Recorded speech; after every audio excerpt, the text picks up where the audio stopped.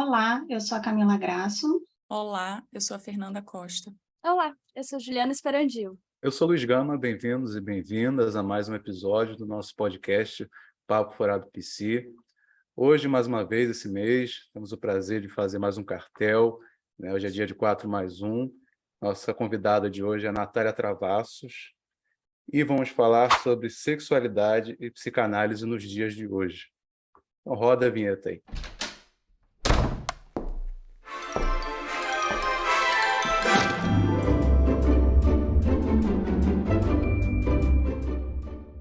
Bom, gente, como vocês sabem, nós já tivemos uma convidada esse mês. Hoje estamos com uma nova convidada, que é a Natália Travassos, para falar sobre sexualidade. A Natália ela é psicanalista, membro do Corpo Freudiano, Seção Rio de Janeiro, mestre pelo programa de pós-graduação em psicanálise da UERJ, onde hoje também cursa doutorado, pós-graduada pelo programa de residência multiprofissional em saúde da UFRJ na área de psicologia em doenças transmissíveis, e coautora de 2 livros, né? A Transsexualidade, o Corpo entre o Sujeito e a Ciência, e Histeria e Sexualidade, Clínica, Estrutura e Epidemias. Então é isso, acho que a gente vai ter muita coisa boa para falar hoje. Seja muito bem-vinda, Natália. Obrigada por aceitar o nosso convite. Tá bom. Bom, gente, eu sou psicóloga de formação, acadêmica, né? Num caminho muito torto, assim, passei pela psicologia, mas queria medicina, e bati cabeça, fui para fisioterapia, e depois de não sei quantos milênios, talvez da época do dinossauro, muitos milênios depois, eu tenha voltado para a faculdade, numa coisa de me formar, e voltei para a faculdade de psicologia. E aí já fazia análise já há muitos anos, e aí me formei, aquela coisa assim, né? Me formei, vou fazer o quê da vida? Não adiantava pegar e botar uma plaquinha, né, na porta e, enfim, ninguém ia chegar. E aí nisso eu fiz um concurso para residência, né? E aí passei para residência, assim, estava me formando, ainda não tinha colado o grau ainda, me formei, passei para residência no Hospital do Fundão, residência multiprofissional. E aí eu fui trabalhar numa enfermaria de doenças infecto-parasitárias, que é uma enfermaria que quase 100% é AIDS, né? Porque quando a gente já fala já de enfermaria e internação, já é AIDS, já não é mais HIV só, né? Os pacientes de HIV eles são ambulatoriais, né? HIV no sentido de sem sintomatologia, né? Com carga viral indetectável, CD4 ok, né? Então, fiz 2 anos de residência, saio da residência, vou para o mestrado com o Marco Antônio, e é isso, aí mestrado com o Marco Antônio, com um tema sobre transexualidade, que era um tema sobre o qual eu já estudava, porque foi meu tema de trabalho de conclusão de curso na faculdade, né? Eu já vinha assim um pouco investigando isso, né? E aí começa essa história também com pessoas trans, com travestis, né? E a questão da homossexualidade. Então, por aí isso abre, né, o meu caminho no sentido da investigação da questão da sexualidade, do corpo, do objeto de escolha sexual. Eu começo a receber, então, no consultório, muitas pessoas que são homossexuais, bissexuais, pessoas trans. E aí, travestis, transexuais, pessoas não binárias. Então, por isso, a minha clínica hoje ela acaba sendo uma clínica majoritariamente procurada por pessoas que vêm já com isso, assim, né? Vem como uma indicação muitas vezes. Mas é um lugar muito delicado, assim, porque é um lugar que a gente tem que sempre estar atento, porque como psicanalista a gente não entende nada, né? A gente tem que esvaziar desse lugar, a gente não entende, não antecipa. E eu acho que isso na clínica com trans, por exemplo, ele é mais delicado ainda, porque tem uma imagem que se coloca antes, né? Tem uma imagem que chega dessa pessoa que antecipa um corpo, né? Que antecipa um eu, mas que, enfim, não me diz nada, né? Não à toa, quando as pessoas trans chegam no meu consultório dizendo que são trans, assim, ok, mas assim, o que você está querendo dizer que você é uma pessoa trans? Afinal de contas, ser trans hoje em dia tem muitas possibilidades. Então, me explica como é a sua vivência trans. Então, é sempre esse lugar assim de poder esvaziar o que vem de sentido de fora, o que eu acho que é um trabalho também que muitas pessoas, quando chegam com um diagnóstico, por exemplo, psiquiátrico na clínica, que é isso, né? Assim, a pessoa chegar, porque eu vim indicado do psiquiatra porque eu tenho um transtorno de ansiedade generalizada. Ah, mas, ok, como é o seu transtorno de ansiedade generalizada? E convocar esse sujeito para falar da sua própria experiência, né? Para abrir aí esse discurso. Na teoria, acho que todos deveriam agir dessa forma, né? Mas a gente sabe que não é bem assim, né? Infelizmente, né? Mas, enfim. Mas tem essa sutileza, assim, né? Mas isso é interessante, porque quando você fala, Camila, que na teoria deveria ser assim, eu acho que, na verdade, na teoria e na prática. Porque a partir do momento em que a gente sai desse lugar, a gente não está fazendo uma psicanálise, né? A gente não está no lugar de analista. Por isso que eu achei muito interessante isso que a Natália traz, né? De saber fazer esse distanciamento e de escutar a vivência daquele sujeito, né? Como com a singularidade na qual ele vive aquilo, independente que seja uma bandeira, um nome, um diagnóstico, o que quer que seja, mas como é que aquilo atinge a experiência dele, né? Mas foi isso que eu quis dizer, né? Que o certo seria dessa forma, né? Mas a gente sabe que isso não acontece, né? A gente tem algumas notícias aí de pessoas que se dizem psicanalistas que não agem dessa forma, né? E aí eu acho que tem todo esse medo também, sabe? Porque como eu penso que essa questão da sexualidade, e aí vou falar da sexualidade num âmbito bem geral, como a gente vem trabalhando ao longo desses encontros, como é algo tabu ainda, né, para a sociedade, no contexto cultural, isso tem muitas nuances, sabe? Acaba tomando um peso maior, sabe? Porque nem todo mundo consegue ver isso como não sendo uma patologia, né? E não é uma patologia, mas infelizmente isso acontece. A gente vê o discurso por aí, né? A gente está vivendo aí um momento muito difícil de discurso de ódio absurdo em relação a tudo. Então, aquele que é diferente, que marca algo para a gente de diferente, a gente enquanto sociedade, isso acaba sendo muito repelido, né? E algumas vezes até aniquilado. A gente vê aí, Natália pode falar com mais propriedade, o número de pessoas trans que são mortas, né, e que sofrem violência, eu não sei exatamente qual é a expectativa de vida, mas eu ouvi uma vez, eu sigo alguns grupos, esse grupo Arco-Íris é um deles que eu até sigo na internet, né, e uma vez uma pessoa falou sobre a expectativa de vida de transexuais, que era baixíssima, sabe? E eu fiquei abismada, né? Isso tudo se une, né, esse casamento entre ciência e o discurso capitalista, né, que vocês destacam no livro, inclusive, né, que é um discurso bastante agressivo, né, que equipara, né, meio que os procedimentos eu esqueci o termo que usa do processo transexualizador, né? Processo transexualizador. Equipara a um procedimento estético, né? Eu achei isso grave, né? Assim, pesado quando vi isso, de uma violência muito extrema, né? Então, eu fico imaginando realmente como é que chegam na clínica, né? Esses casos, assim, né?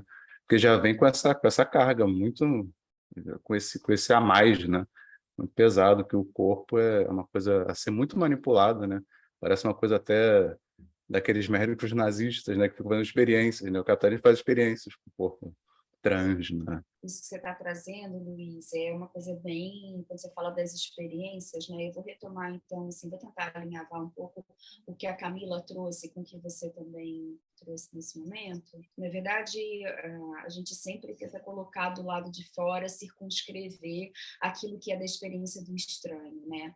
Não à toa, as nomenclaturas, elas só aparecem dessa forma. Por exemplo, você não tinha essa divisão homossexualidade e heterossexualidade. A gente tinha a inversão, né, como uma prática fora da normatividade e da normalidade, né, quando se falava da sexualidade, das práticas sexuais. Mas, quer dizer, esse grupo ele passa a se denominar, ele recebe o nome de homossexuais. Então, primeiro você circunscreve os homossexuais, dá o nome. Esse grupo de pessoas são pessoas homossexuais. Você nomeia. E daí você nomeia o que está fora e, em consequência, o outro grande grupo também ganha um nome, porque ele não é aquilo. Ele não é o homo. Então, ele é o hétero. Então, por consequência, ele é o hétero. Não é que existisse a heterossexualidade, surge a homossexualidade. Não, a homossexualidade ela é retirada do grande grupo, ela é circunscrita, recebe um nome e, por consequência, o outro grupo se renomeia. Como, por exemplo, o que acontece com os trans. Não havia cisgênero e transgênero. O que acontece primeiro? Os transgêneros são nomeados, aquilo que está estranho, né? Aquilo que está fora, que está estranho, que denuncia algo que não deveria aparecer, é nomeado. Então, temos os transgêneros e, consequentemente, temos o quê? Os cisgêneros. Então, é sempre essa tentativa de, no que você nomeia o que é estranho, o outro que é do grande grupo também ganha um nome. Né? Então, é sempre essa tentativa de nomear o que está fora, o que é estranho, o que deveria colocá-lo distante, porque nomear também é uma forma de colocar aquilo que está ali estranho na massa fora, né? Não faz parte de mim, está fora, está bem afastado, eu não sou aquilo. É uma forma de... Quando a Camila cita a violência, né, e eu lembro que não são só as pessoas trans, são todas as pessoas que, de alguma forma, elas não cumprem com um determinado padrão. Né? Obviamente, a gente tem aí um número significativo de homicídios, né, e de crimes, de uma forma geral, contra pessoas trans, mas também contra homossexuais, né, contra negros, contra imigrantes, que, né, o caso que a Fernanda traz, a gente sabe disso. E os homossexuais é muito interessante, porque assim, se é um homossexual que cumpre com um padrão, se é um homem masculino, ele não... É aquela história assim, eu não tenho nada contra, mas desde que não beije na minha frente. Né, que não vá contra uma normatividade, ele preserva ali essa integridade, ele não está exposto à violência. Então, um homem que performa masculinidade, uma mulher, um homem gay que performa masculinidade, uma mulher lésbica que performe feminidade, ela vai sofrer muito menos violência do que aqueles que têm um padrão contrário. Aquele filme Meninos Não Choram é um exemplo disso. Não sei se vocês conhecem esse filme, né? Mas até traz a questão trans, ela aparece em algum momento, essa questão trans, mas, a priori, é uma moça lésbica muito masculina, né, que é punida por isso. A gente sabe, por exemplo, do estupro corretivo que acontece com mulheres lésbicas masculinas, né, muito mais em mulheres masculinas do que em mulheres femininas. Né? Agora você vai aprender a ser mulher, é porque você não encontrou um homem suficiente que te fizesse mulher. O estupro corretivo entra aí nesse lugar.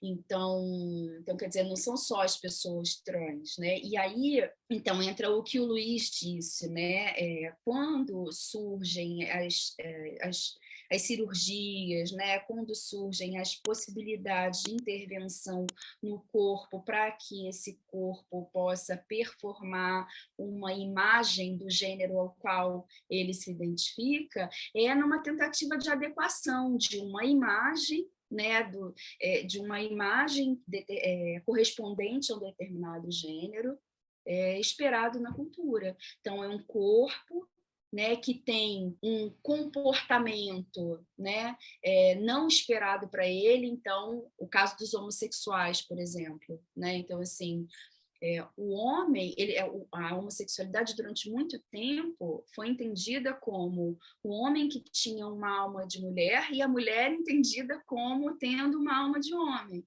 Então, peraí, tem alguma coisa de errado comigo?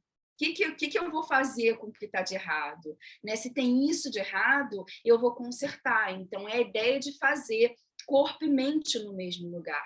E quando a gente retoma o caso, por exemplo, da garota dinamarquesa, né, que é inspirado numa história real, né, o caso dela, ali naquela época, os avanços, né, em termos de pesquisa para intervenções corporais, era nesse objetivo de fazer o corpo corresponder à imagem que essa pessoa tinha de si. Então, as técnicas de intervenção, elas vão aparecendo também para fazer com que se corrija a homossexualidade de alguma forma. Não estou dizendo aqui que todas as pessoas trans, a princípio, são homossexuais, mas lá atrás, né, tudo que havia de pesquisa era a tentativa de curar e aniquilar a homossexualidade. O próprio Freud tem uma nota de rodapé nos 3 ensaios, lá em 1905, que ele vai falar sobre uma experiência com ratos de transplante cruzado de gônadas, tentando provar que o exercício sexual desses ratos corresponderia aos hormônios produzidos. Então, o que eles fizeram? Eles pegaram um rato fêmea e rato macho, trocaram as gônadas desses ratos. Então, o rato fêmea que recebeu testículos passou a se comportar como macho, e o rato macho que teve os testículos retirados passou a se comportar como fêmea. Isso seria nada mais, nada menos do que a correção, a tentativa de correção de um hábito sexual, de um comportamento sexual. Então, assim, essa ideia da correção de corpo, né, de que é possível corrigir, é possível adequar, ela é muito antiga. Durante a época da Segunda Grande Guerra, Primeira e Segunda Grande Guerras, houve uma escalada, né, no desenvolvimento das técnicas científicas, no sentido de corrigir os corpos que estavam errados, né, diante de uma sexualidade errada. Esses corpos errados, se você corrige o corpo, você, a princípio, corrige uma sexualidade também, que é o que acontece até hoje no Irã, por exemplo. No Irã, a homossexualidade ela é considerada crime, mas se você passar por um processo de adequação do corpo, inclusive incentivado pelo clérigo e pelo governo, né, você escapa desse lugar da criminalidade. Então, você corrige a homossexualidade e você escapa desse lugar. Então, assim, quando a gente vai falar da questão da adequação do corpo, muitas vezes, tem aí uma ortopedia, a tentativa da ortopedia de uma sexualidade que corresponda à heteronormatividade, muitas vezes. Não é único e exclusivo, obviamente, mas muitas vezes está associado. Eu fiquei pensando aqui que é um reducionismo da sexualidade pelo biológico, né? Sim, sem e a dúvida. psicanálise vai ensinar para a gente que não é assim, né? Que não tem nada de biológico. Você pode tentar corrigir esse corpo que está errado, mas não tem como juntar mente e corpo, né? Há algo que escapa, a sexualidade escapa a isso. Na verdade, a sexualidade escapa a qualquer tipo de circunscrição, né? Porque a gente sabe que está para o mais além, né? Não é dessa ordem que a escolha Mas sexual... não é só... Mas, assim, não é só adequação mente-corpo, não é fazer uma correspondência mente-corpo, mas a ideia da complementaridade sexual, essa ideia de que há um feito para o outro, é muito forte.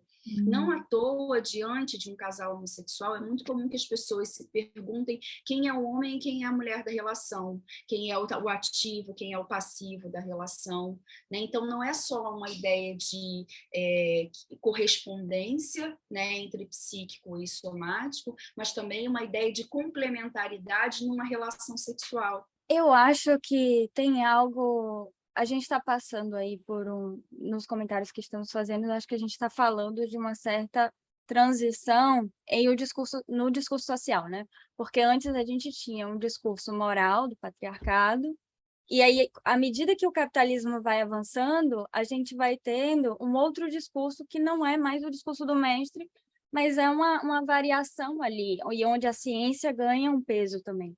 Então, esse discurso de normatizar através da ciência, ele ganha muita força, né? E acho que tem uma coisa interessante de pensar de como o capitalismo produz as raças de gozo, né? A Colette Solé trabalha isso.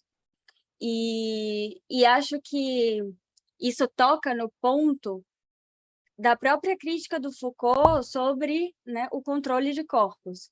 Como que a gente controla esse corpo que antes, né, ele era vigiado e controlado porque tinha um mestre que a gente tinha que servir, e agora a engenharia disso muda para que você mesmo controle o seu corpo a partir de uma ideia que a sociedade coloca na sua cabeça que você se sente obrigado, né, a exercer esse controle em cima do seu corpo para se sentir parte, né? Então começa um discurso de pertencimento e de uma universalização, né? Todo mundo tem que caminhar no mesmo passo. Para você caminhar nesse passo e pertencer a isso daqui, você precisa ser assim. Só que é muito interessante que Freud já coloca, né, desde Psicologia das Massas e Análise do Eu, que o discurso da universalização ele segrega. Por quê? Porque é impossível, né, ser igual ao outro. Sempre vai ter um pequeno traço que vai mostrar, não é igual. E aí, na medida em que eu tenho muito medo de não pertencer, ver o traço no outro me faz ser muito agressivo com o outro. E aí cria essa espécie de vigilantes da diferença, que eu acho que fala muito da sociedade de hoje, né? Porque o que a gente vê hoje são pessoas vigiando, né, a diferença do outro, vigiando essa raça de gozo do outro, vigiando onde é que está aí esse limiar. Mas, ao mesmo tempo, vou complicar, viu? A nossa conversa.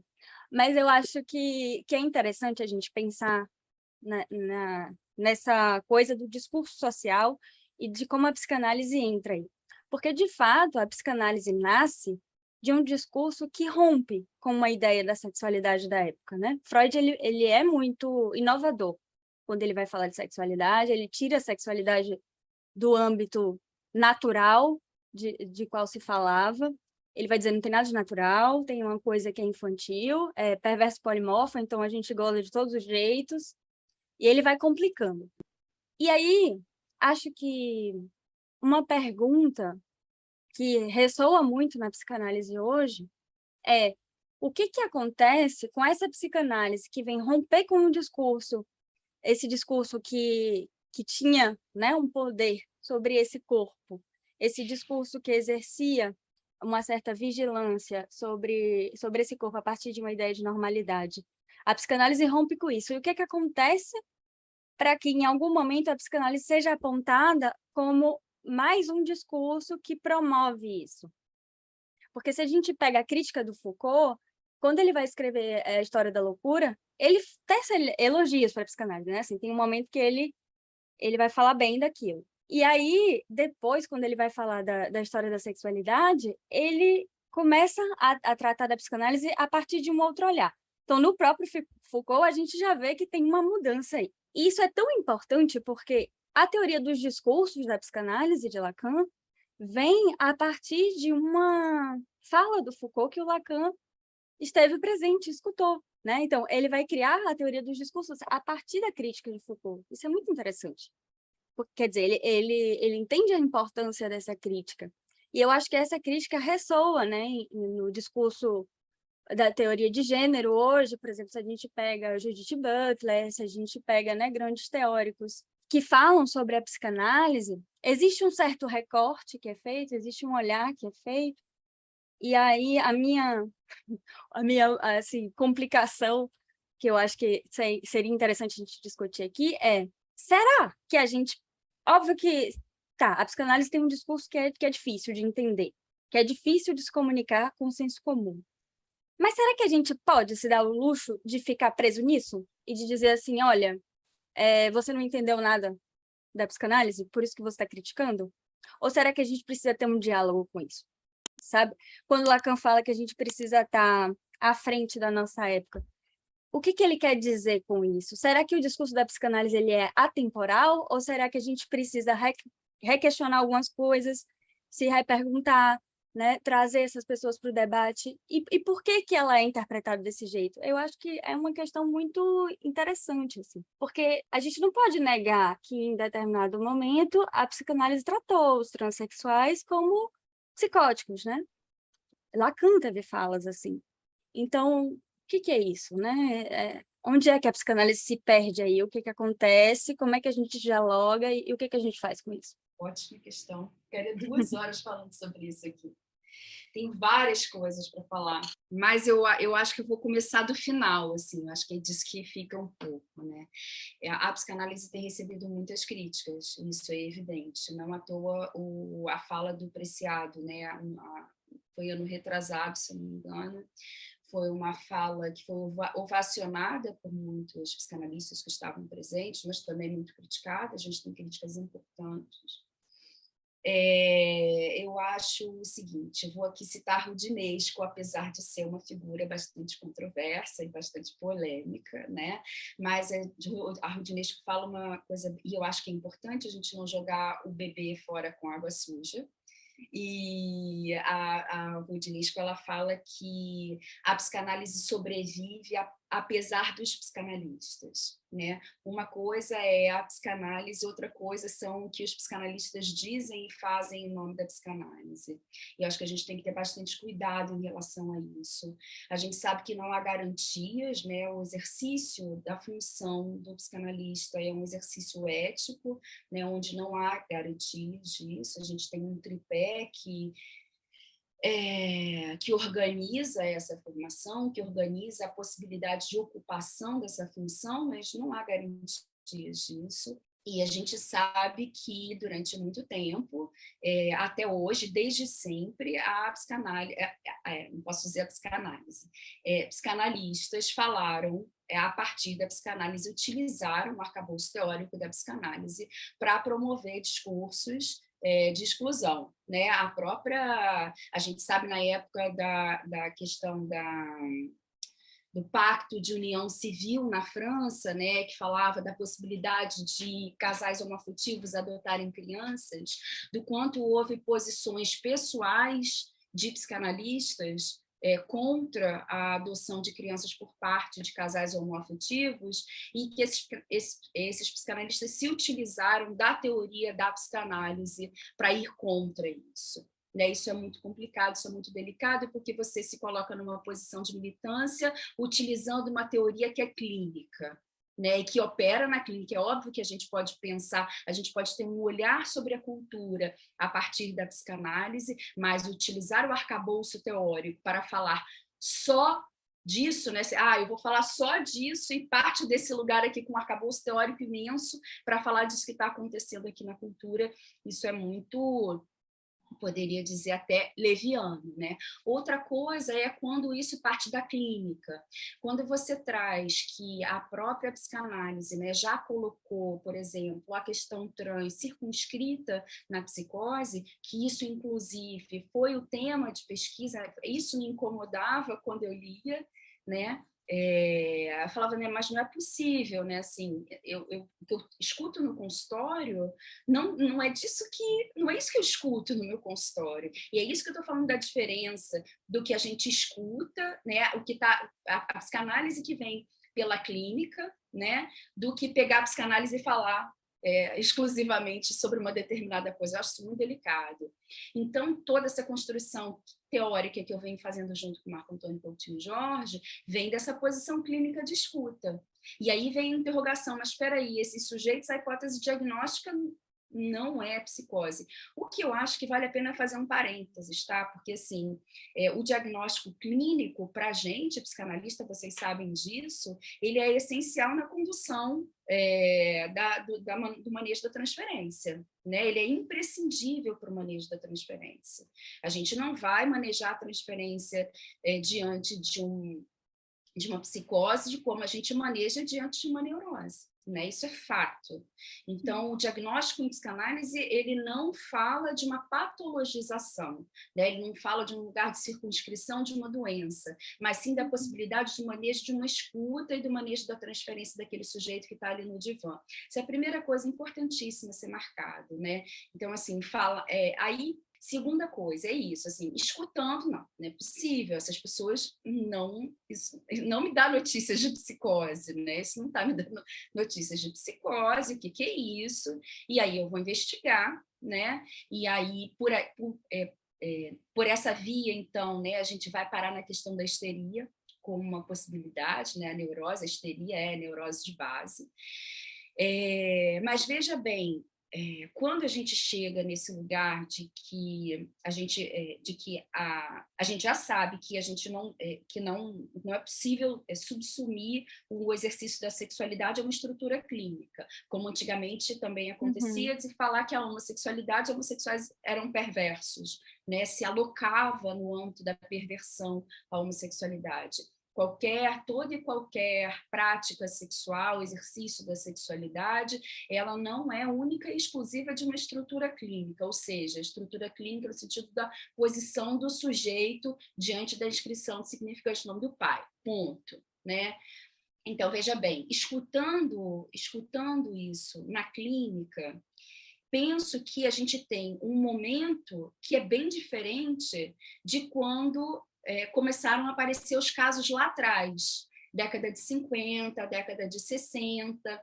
A psicanálise começa a receber esses pacientes na década de 60, que é isso, né? A gente tem um recorte cultural bastante diferente do recorte cultural que a gente tem hoje. Será que, de fato, naquela época, né, realmente, não, as pessoas que procuravam as intervenções corporais, né, os transexuais da época, será que, de fato, não era um pedido de estabilização da psicose?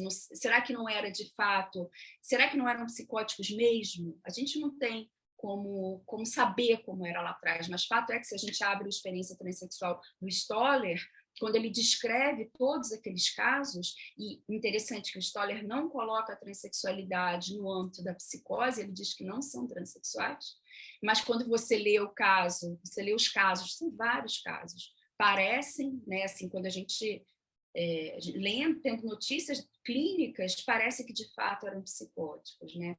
Então, assim, pode ser que essas pessoas que se apresentavam na época nas clínicas, de fato, eram psicóticas, mas hoje eu não posso falar disso na minha clínica. Hoje não é o que a gente vê, não é o que a gente recebe na nossa clínica. Acho que quando a gente encontra uma vasta literatura sobre transexual e psicose, ela é um fato.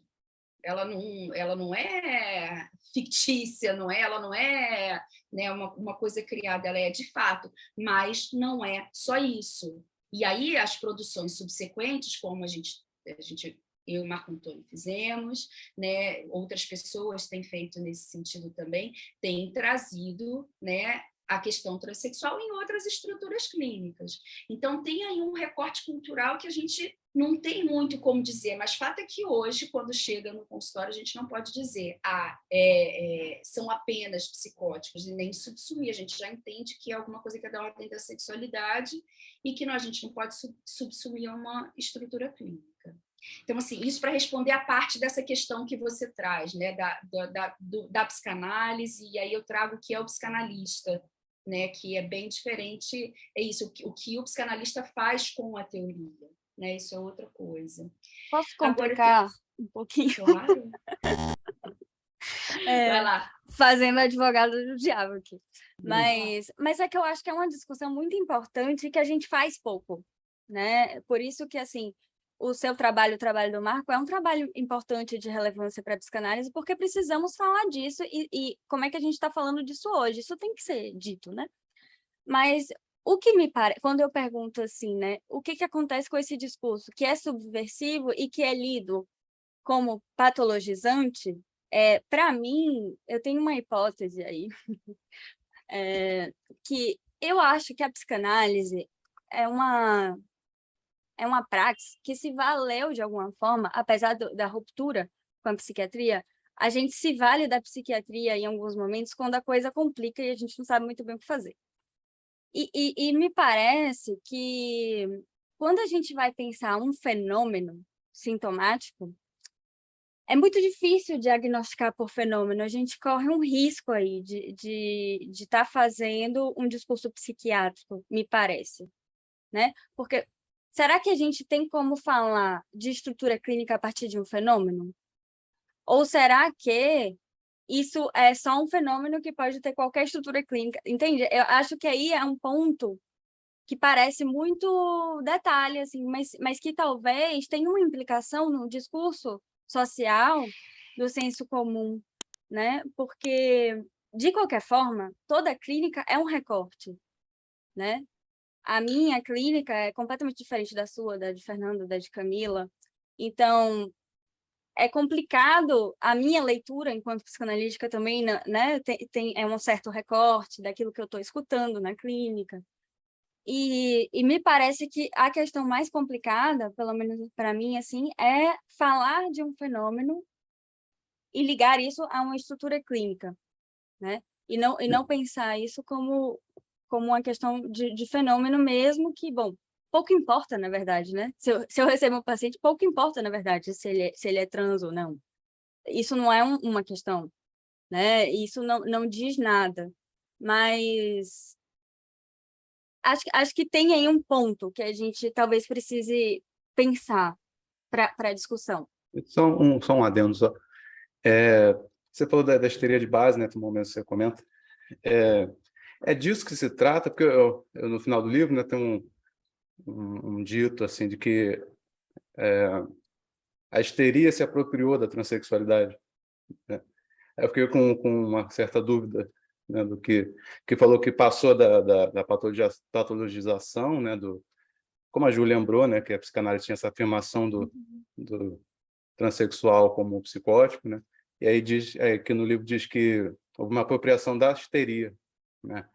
Aí quando você falou da histeria de base, eu pensei, será que é isso que está falando? Então eu fiquei só com essa dúvida. Só.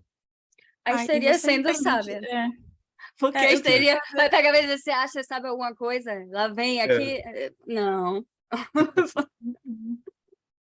Eu fiquei pensando num terceiro adendo, no caso, né? Primeiro, enfim, um próximo adendo, que é o seguinte, me chamou bastante atenção, Natália, essa sua fala, que é como se fosse assim, em um determinado momento cultural, social, é possível que a escuta e é possível que aqueles sujeitos realmente, possivelmente, sejam psicóticos. Hoje não é o que acontece. Eu fiquei tentando pensar como articular isso, né, diante dessa sua fala, como articular isso que é da cultura e do social e da singularidade do sujeito. Porque daí a gente vai num ponto que é isso que a Ju estava falando e que, né, não sei, me fez essa questão, que é até que ponto a gente pode entender o que é da estrutura e o que é do fenômeno e o que é isso da produção cultural e social de uma época. Compreende? Sim, e acho que é impossível. Eu vou juntar a resposta isso que vocês três trouxeram, porque assim, é impossível você separar o que é da estrutura, o que é do fenômeno, o que é da cultura, o que é social, o que é do singular. O Paul Laurent Assun, ele vai falar que quando um sujeito se deita no divã, o que ele vai trazer sobre o seu mal-estar denuncia o mal-estar de uma cultura. A gente sabe que sujeito e cultura são uma continuação moebiana, não há sujeito sem cultura, nem cultura sem sujeito. Então, é óbvio que, mesmo que tenhamos clínicas diferentes, vamos sempre ter clínicas diferentes, a gente pode sim lançar a mão daquilo que a gente escuta, sabendo que esse mal-estar fala do mal-estar de uma cultura, né? Ele fala do mal-estar do sujeito, mas é do sujeito dentro de uma cultura. Então, ele não está fora da cultura. Então, não adianta a gente falar assim, a gente pode generalizar. Não é sobre generalizar, que eu acho que tem que ter um cuidado, vocês não falaram nisso, né? Mas eu acho que, de uma forma geral, as pessoas pegam esse discurso quando a gente vai falar da estrutura clínica, que é isso, a estrutura ela importa só quando a gente está escutando no manejo da transferência. Porém, aquele sujeito que fala do seu mal-estar fala de uma cultura inteira. Né? E aí a questão da histeria, né? Assim, a histeria Você fala assim, né? A histeria teria se apropriado da transexualidade. Eu não sei se é bem histeria se apropriar da transexualidade ou se ela encontrou um campo fértil para se reproduzir. Por quê? Veja bem, a histeria, a gente está falando de uma neurose histérica, a gente não está falando, assim, a gente está falando da estrutura do sujeito do inconsciente, o sujeito dividido do inconsciente, né? Porque, assim, o Freud, lá no início, ele vai falar da histeria como uma categoria clínica, né? Ele começa como uma categoria clínica, mas isso vai deslizando para um lugar de estrutura. Né? Não à toa a questão do sintoma que se coloca para a histeria, o sintoma ele nunca vai ser eliminado num processo de análise. Né? O processo de análise não visa a eliminação de um sintoma, mas um saber fazer com esse sintoma, falando da neurose. Né? Então, assim, quando ele vai falar, ele fala de um quadro clínico, né? De um tipo de sofrimento, né? Mas que tem pessoas que vão ficar muito bem com o seu sintoma a vida inteira, né? Lembrando aqui que o sintoma é sempre a possibilidade de satisfação, né? O lugar de encontro entre o possível e o impossível, né? É a aliança, é o lugar da possibilidade de satisfação diante de uma imposição de uma regra. Isso fazemos todos na neurose.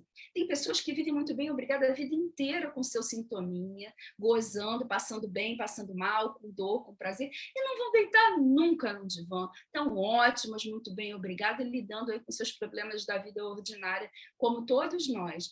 Mas tem pessoas que, em um determinado momento, não vão mais saber. Esse sintoma ele vai incomodar, ele vai emperrar, ele vai levar esse sujeito a procurar outras coisas porque ele não aguenta mais sofrer. É o sofrimento ordinário que ele também não aguenta mais. Né? Então, assim, o que vai mudar esse histérico que está aqui no divã para o histérico, o sujeito que está na cultura, é que esse aqui está sofrendo muito e não está aguentando mais sofrer desse jeito. O outro que está só na cultura, ele está na cultura e muito bem, obrigada, né? Fazendo ali as amarrações que lhe são possíveis, fazendo aquele arranjo fantasístico, deu conta a vida inteira, a gente sabe disso. Então, assim, voltando à questão da histeria e da transexualidade, né? Quando a gente vai estudar, né, o tema da histeria na psicanálise, assim, a gente vai partir do lugar que não há nenhuma explicação, não há nada que seja da ordem da biologia que oriente o sujeito em relação a si próprio, nem em relação à procura de um objeto de satisfação. Para nós, objeto de satisfação, para os outros animais, reprodução, né, cópula, reprodução, né? O ser de linguagem, o ser humano, ele visa satisfação, ele visa prazer, ele não visa reprodução como os outros animais, né? Por isso que a gente fala da sexualidade, quando fala da sexualidade com perversa polimorfa, o Freud vai trazer isso, a possibilidade de satisfação com todo e qualquer objeto, e que não é só da ordem da genitalidade. Primeira coisa, então, assim, essa diferença radical, né, do lugar do ser humano para todos os outros animais. No momento em que o ser de linguagem ele tem o instinto, ele está recalcado, né? Não há instinto, o que lhe resta é a linguagem, é tudo que vai. O que a linguagem faz? A linguagem é um saber que vai orientar esse sujeito na vida. Né? Assim, se um instinto é um saber para os outros animais, o saber que nos orienta é a linguagem, é o que é da ordem do inconsciente, é da ordem da linguagem. Se os outros animais eles têm uma orientação muito direta no sentido do que fazer para reproduzir, nós não temos. Eles não se sabem machos ou fêmeas, mas eles sabem a partir de um cheiro que quem eles devem procurar naquela espécie para reprodução, né? Nós não temos nenhuma orientação em relação a isso, né? Primeiro, não temos nenhuma orientação em relação a isso.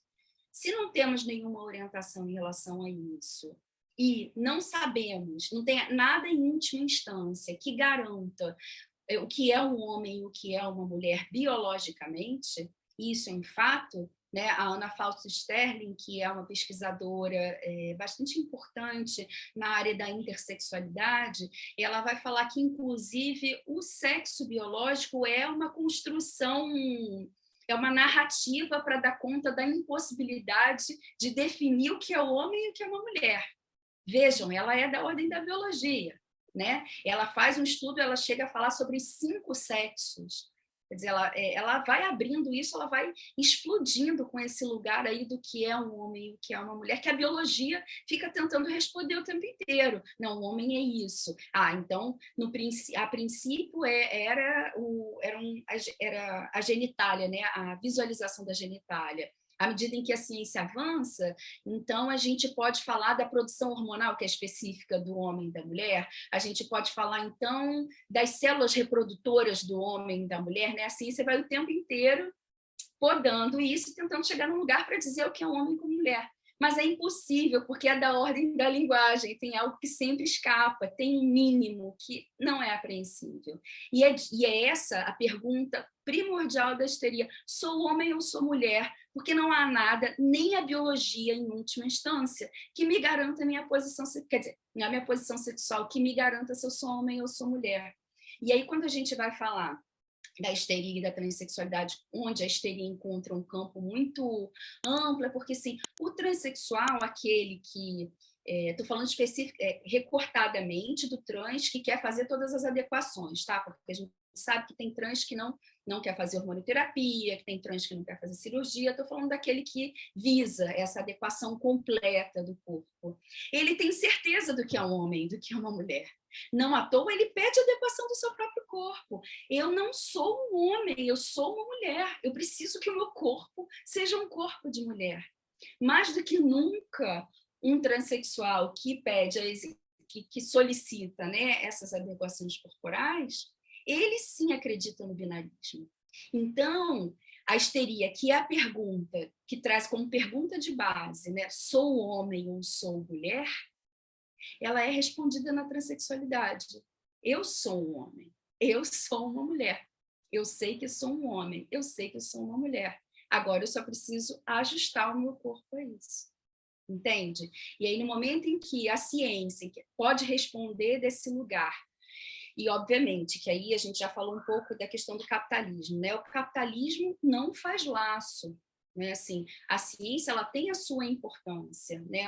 A ciência ela é muito importante, ela visa o futuro, ela visa o progresso, né? Há algo de importante na ciência. A questão é quando a ciência ela se acopla ao capitalismo, porque aí você não tem sujeito, né? Aí o sujeito está de fora, e aí não tem um sujeito que possa falar sobre isso. E assim, é muito comum, eu não funciono na máquina. Quando eu digo que eu não funciono na máquina, é que eu não estou dentro de um serviço de saúde, tá? Eu só atendo no consultório particular. E aí, quando essas pessoas trans que estão concomitantemente fazendo a transição, né, nos serviços públicos, e elas chegam no consultório e obviamente, aí as pessoas me falam assim, não, porque eu sou trans, beleza, você é trans, mas me fala sobre a sua transexualidade, né?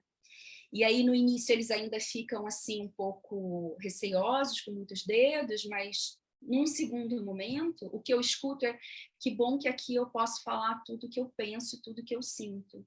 Porque lá, na máquina de saúde, ele precisa cumprir com papéis de gênero que o assistente social está acostumado a escutar, que o psiquiatra quer escutar, que o endocrinologista precisa escutar, para poder autorizar aquela cirurgia.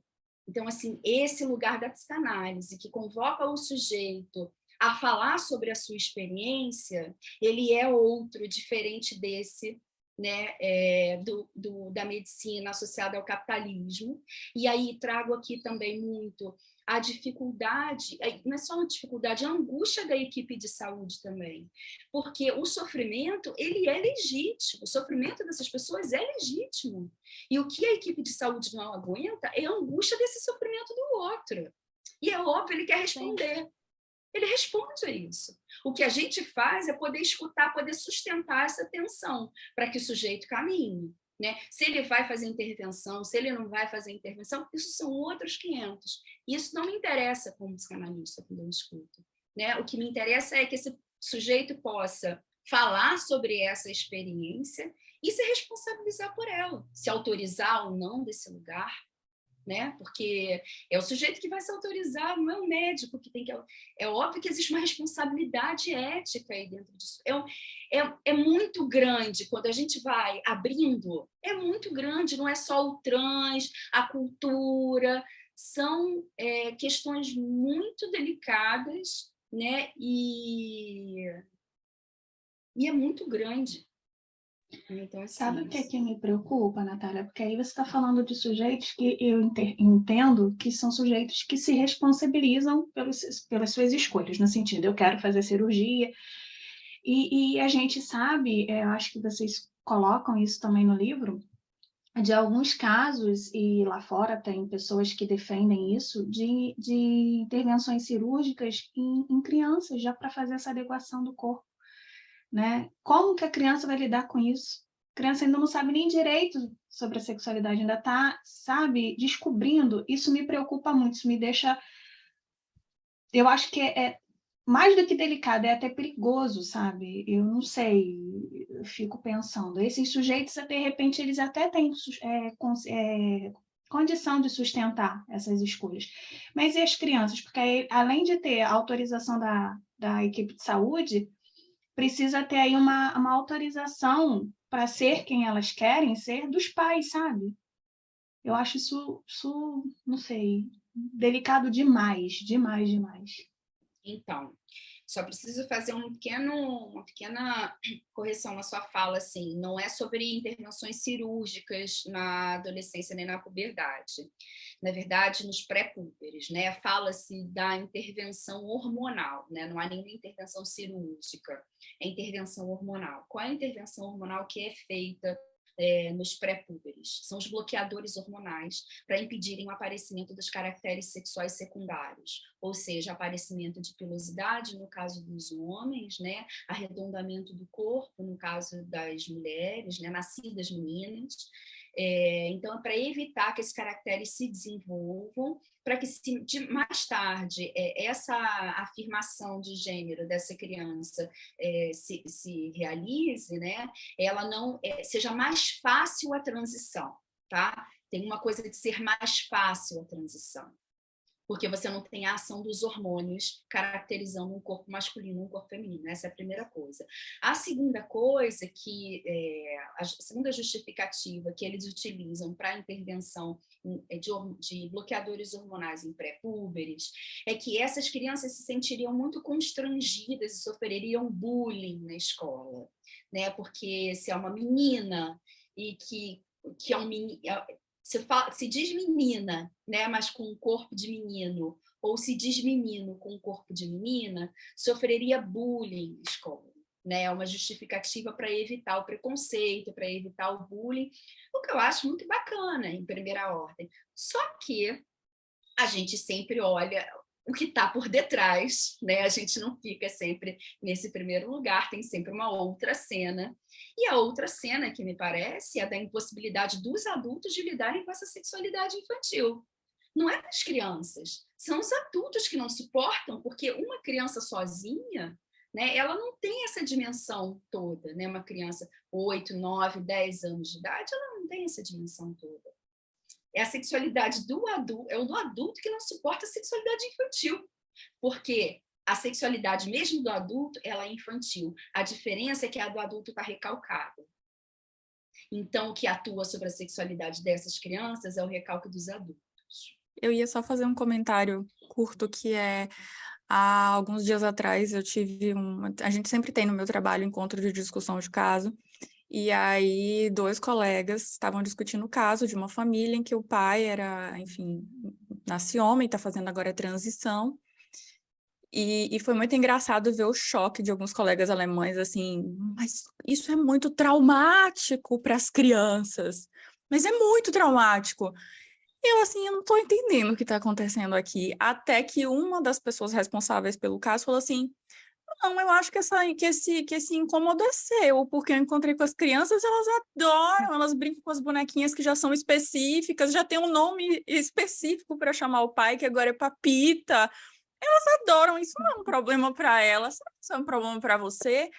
Então, assim, foi bem, assim, bem pontual nisso que você falou, né? Que de quem é, de fato, o incômodo, né? Com a sexualidade. Isso é bem, bem interessante, bem...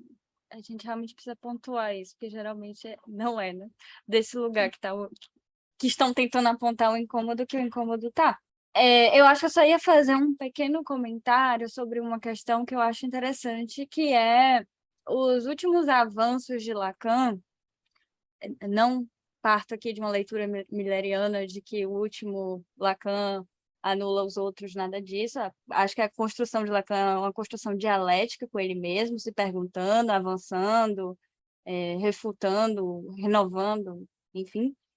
Mas quando ele começa a trabalhar a questão do gozo, e que ele diz que a psicanálise visa a diferença absoluta, e que é daí que vai surgir o desejo do analista, me parece que aí a gente tem um ponto muito importante para dialogar com os teóricos da sexualidade de hoje. Porque o que a psicanálise está sustentando tem a ver com isso, tem a ver com poder sustentar algo da diferença absoluta de ser quem sou e fazer laço a partir dessa diferença. Né? Então, isso é realmente uma posição muito distinta de algumas leituras que se faz da psicanálise, que eu acho que tem a ver com a questão de que o universal da psicanálise é o universal do furado, né? O universal todos são submetidos à norma fálica, que é o furo. Na verdade, isso que é lido como poder, eu falo como poder, o poder só existe porque ele é furado. Porque você só atribui que alguma coisa te dá poder porque ela precisou faltar para você entender que não tem. Né? Então, assim, tem uma questão aí que torna a discussão muito mais complexa, e eu acho que muito se fica falando muito sobre o Lacan, que vai trabalhar da linguagem, que é importantíssimo, mas tem essa questão do real e do gozo que fala de outra complicação, né, ainda maior dessa teoria. E eu ouvi outro dia um comentário acho que foi da Sandra Berta, falando sobre misoginia e psicanálise, e que ela fala assim, mas a gente tem culpa nisso porque a gente quer discutir as teorias de Lacan sobre lógica, matemática e topologia estudando isso na Wikipédia. Quer dizer, a lógica, a matemática e a topologia são muito complexos, né? Assim, o que Lacan está fazendo com isso é a tentativa de sair desse lugar binário, do homem e mulher, isso e o oposto disso, né? Hétero, homo. É pensar que existe um todo que é falta, e um outro que tem esse todo e mais uma outra falta. Então, assim, é um bug total dessa ideia, né, de universalização. Mas acho que você traz, assim, eu acho que fica para mim, né, a questão da diferença, né? Porque a psicanálise ela é muito acusada de ser binária. E isso é um erro crasso, porque a psicanálise não tem nada de binário. Né? A psicanálise ela é unária, o que significante introduz é a diferença. Né? Não há binário na psicanálise. Né? E eu acho que é um erro assim gritante que os psicanalistas esquecem, né? De atacarem a própria psicanálise dizendo que a psicanálise é binária, quando, no entanto, ela é unária. Ela vai falar do traço unário, ela vai falar da marca, da questão do gozo, né? De visar a diferença absoluta. Né? Isso queria só assim, que é uma situação assim tão importante no histórico, que eu acho bacana trazer, que são as pessoas não binárias, assim, as pessoas não binárias que tentam encontrar um lugar, muitas vezes, e elas não encontram um lugar porque elas estão na diferença, na cultura, porque a cultura só lê homem e mulher, de uma forma geral. E aí é muito interessante, porque eu tenho pessoas não binárias que são andrógenas, tá? Então, assim, elas têm marcas do masculino, elas têm marcas do feminino, e é muito interessante que o que elas falam é que o tempo inteiro o movimento trans fica puxando para eles se encaixarem no lugar trans. Mas peraí, você é homem trans, cara. Termina logo essa transição, tira o peito, aumenta a dose de testosterona, né? Ou senão, pô, você é uma mulher trans, dá um jeito logo nisso, por que você não vai logo botar silicone? Sei lá, estou trazendo aqui exemplos de corpos, né? Que eles ficam... O movimento trans fica o tempo inteiro puxando, e eles dizem, você não é homem o suficiente, você não nos representa no movimento trans como homem trans, ou você não é mulher o suficiente, então você não nos representa no movimento trans como uma mulher trans, e eles ficam nesse meio termo, e aí o trabalho de análise, que é de sustentar esse lugar, peraí, vambora, e sustenta, mas como isso é difícil pra caramba, como isso é difícil. Como isso é difícil. Especificamente, tem uma pessoa que fala assim, eu sou queer, é o significante, né? Sou queer. Mas o problema é que no Brasil, a gente não tem teoria queer. Né? As pessoas não entendem quando eu digo que eu sou queer. Então, eu fico sem lugar, porque ninguém entende o que eu sou. Porque existe um sujeito que é esse sujeito singular, que é esse sujeito marcado, mas ele também precisa ser reconhecido, porque ele precisa encontrar um grupo. Porque sozinho ele não se sustenta. Então, como fazer isso? Como fazer esse lugar de báscula, né, da possibilidade da existência do sujeito em sua diferença, fazendo laço? Acho que aí a psicanálise tem que fazer um pouco do que a gente, o que a gente se utiliza no consultório, que é qual é a responsabilidade disso, né, da psicanálise, assim.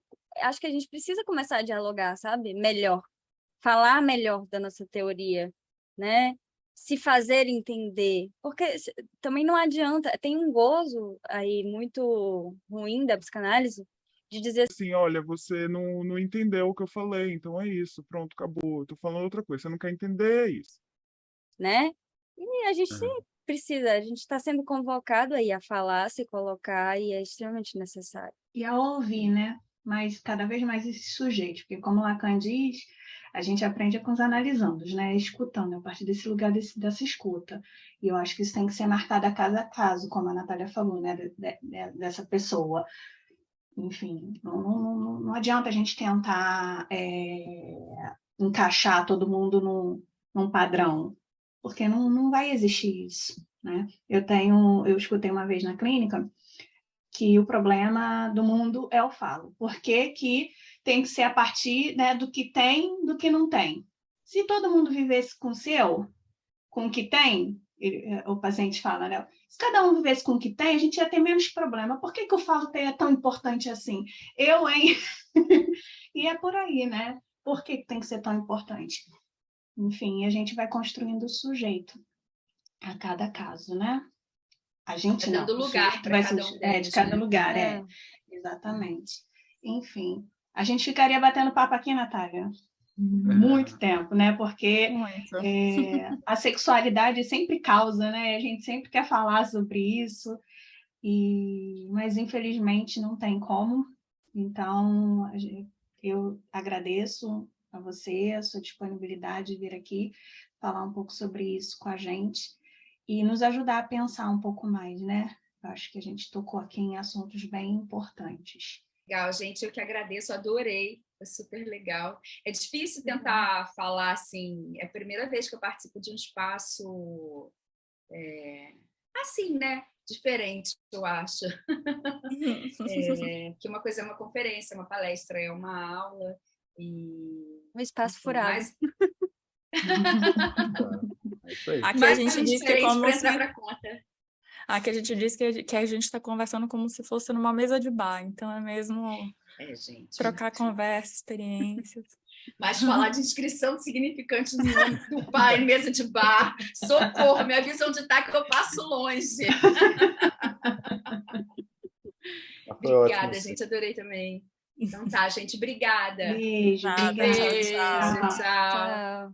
Bom, gente, então é isso. Esse foi o nosso mês sobre a sexualidade. E agora que a gente já falou de sexualidade, a gente volta mês que vem falando sobre o corpo e a psicanálise. Então fica ligado aí que tem mais convidados, mais temas e muito papo pela frente. Se inscreve, comenta, vai lá no Instagram, segue a gente no Twitter e no Spotify, além daqui do YouTube. tá bom? Até mais.